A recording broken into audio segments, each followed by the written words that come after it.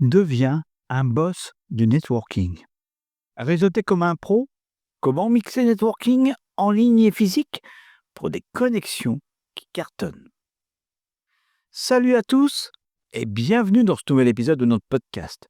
Aujourd'hui, on va parler d'un sujet qui vous concerne toutes et tous, surtout si vous êtes entrepreneur, si vous êtes freelance ou simplement quelqu'un qui cherche à développer son réseau professionnel, le networking. Mais attention, je ne vais pas juste vous parler de réseauter en ligne ou lors de soirées pro, non, non, non. Je vais vous expliquer comment mixer efficacement le networking physique et le networking en ligne pour créer des relations vraiment solides et durables. Parce qu'on le sait tous, c'est souvent au croisement de ces deux mondes que se créent les plus belles opportunités.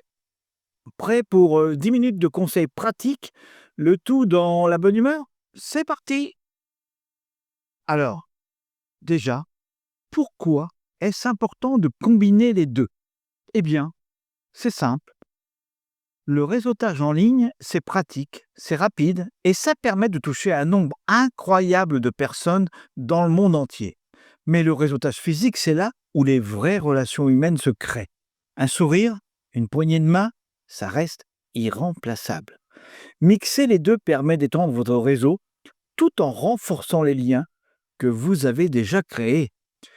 Vous pouvez par exemple commencer par une relation professionnelle en ligne, puis la renforcer lors d'un événement en personne ou encore après une rencontre dans la vraie vie. Vous maintenez le lien et continuez à échanger via les réseaux sociaux. C'est un duo gagnant. Alors, commençons par le réseautage en ligne. Parce que, soyons honnêtes, aujourd'hui, tout commence souvent là. Que ce soit sur LinkedIn, Twitter ou même Instagram, il y a plein de façons de vous connecter avec des gens intéressants. Le point de départ, c'est bien sûr votre profil. Votre profil, c'est un peu comme votre carte de visite en ligne. Il doit être propre, clair et attractif.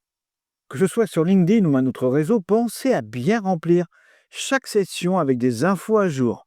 Mettez une photo de profil professionnel et surtout, ayez un résumé engageant qui explique qui vous êtes, ce que vous faites et ce que vous pouvez apporter. Utilisez les mots-clés pertinents pour votre secteur d'activité dans votre profil, ça vous rendra plus visible lors des recherches. Ensuite, pour faire du bon networking en ligne, il ne suffit pas d'avoir un joli profil, il faut interagir. Alors, aimez, commentez, partagez les contenus qui vous parlent et surtout n'ayez pas peur d'envoyer des messages. Les connexions ne se créent pas toutes seules. Un petit message personnalisé fait souvent la différence. Par exemple, si vous voyez quelqu'un partager un article sur un sujet et que ce sujet vous passionne, réagissez avec un commentaire pertinent et engageant. Puis, envoyez-lui un message pour approfondir la discussion. L'idée, c'est de ne pas juste être là pour recevoir, mais pour apporter de la valeur à la conversation. Sur LinkedIn, ne vous contentez pas d'envoyer des invitations génériques. Prenez le temps d'écrire un petit mot personnalisé. Montrez que vous avez pris le temps de vous intéresser à la personne. Les groupes sur LinkedIn, Facebook ou même Discord sont des mines d'or pour réseauter. Vous y trouverez des personnes qui partagent votre intérêt et qui, comme vous, cherchent à échanger. N'hésitez pas à participer activement, poser des questions et proposer de l'aide si vous avez une expertise à partager. De plus en plus, d'événements en ligne sont organisés, que ce soit des webinaires, des tables rondes ou des masterclass. Inscrivez-vous, participez et surtout engagez-vous avec les autres. Les autres participants, bien sûr, dans le chat ou après l'événement. Passons maintenant au réseautage physique, qui reste indispensable malgré toute la digitalisation de nos vies. Rien ne remplace et ne remplacera une vraie rencontre. Renseignez-vous sur les participants que vous allez avoir et que vous allez rencontrer. Et souvenez-vous bien, le networking physique, ça ne s'improvise pas. Quand vous allez à un salon professionnel, une conférence ou une soirée réseautage, renseignez-vous sur les participants, les intervenants et préparez quelques sujets de discussion. Ayez toujours une ou deux anecdotes intéressantes à partager sur votre activité ou votre secteur. Cela peut vraiment lancer une conversation. Soyez curieux et engageant. Ensuite, une fois sur place, soyez donc curieux, ne parlez pas que de vous, mais intéressez-vous vraiment aux autres. Posez des questions, écoutez attentivement. Le networking, c'est d'abord créer des relations humaines avant de parler business. La clé, c'est de faire bonne impression et de montrer que vous êtes quelqu'un d'authentique et sympathique. Et surtout, n'oubliez pas de prendre des cartes de visite. Ou, si vous voulez être plus digital, ajoutez directement les gens sur LinkedIn après une bonne discussion. L'erreur classique en réseautage physique, c'est de rester avec les personnes que vous connaissez et que vous connaissez très bien.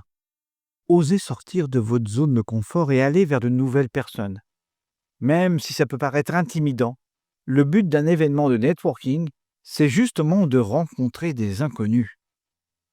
Si vous êtes un peu timide, repérez une personne seule et engagez la conversation. Il y a de grandes chances pour qu'elle soit aussi intimidée que vous. Maintenant qu'on a vu les bases du réseautage en ligne et du réseautage physique, voyons comment mixer les deux pour créer des connexions solides et durables. Imaginons que vous avez rencontré quelqu'un lors d'une conférence ou d'un apéro business. Une fois rentré chez vous, connectez-vous sur LinkedIn et envoyez une invitation en rappelant votre rencontre. C'est une excellente façon de prolonger la relation et de rester dans le radar de cette personne. Ensuite, gardez contact en likant ou commentant ses publications de temps en temps. Et pourquoi pas, proposez une rencontre virtuelle pour approfondir le dernier échange. D'un autre côté, si vous avez d'abord connecté avec quelqu'un en ligne, pourquoi ne pas proposer de se rencontrer lors d'un événement ou d'un café si vous êtes dans la même ville? Les réseaux sociaux sont parfaits pour amorcer une relation, mais c'est le contact humain qui va vraiment la renforcer. En plus, de plus en plus d'événements offrent une dimension hybride, c'est-à-dire qu'ils sont à la fois en ligne et en physique. C'est une opportunité en or pour faire le lien entre vos deux réseaux. Vous pouvez par exemple suivre un webinaire en ligne, puis assister à la version physique de l'événement et rencontrer les gens en personne. Profitez de ces événements hybrides pour faire des liens entre vos contacts physiques et vos contacts en ligne. Présenter des personnes entre elles, c'est un excellent moyen de renforcer votre propre réseau. Alors maintenant, pour conclure, que vous soyez un pro du réseautage ou un débutant, il est clair qu'en combinant le networking en ligne et le networking physique, vous pouvez vraiment booster votre réseau. Les réseaux sociaux sont parfaits pour amorcer des contacts et rester visibles, tandis que les événements physiques apportent cette touche humaine indispensable pour créer des relations solides.